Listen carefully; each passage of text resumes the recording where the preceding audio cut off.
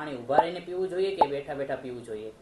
પાણી ઓલવેઝ બેઠા બેઠા પીવું જોઈએ. જો નહીં પીવો તો તમે ફ્રીમાં અમુક બીમારીને નોતરશો.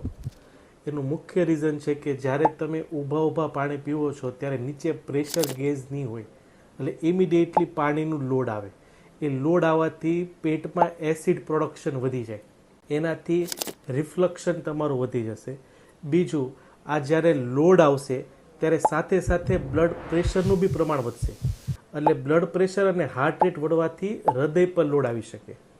જ્યારે તમે હેવી ફ્લશ થાય છે પાણીનું, તો ન્યુટ્રિશનલ એબ્ઝોર્પ્શન ઘટી જાય, એટલે વિટામિનની ઉણપ આવશે.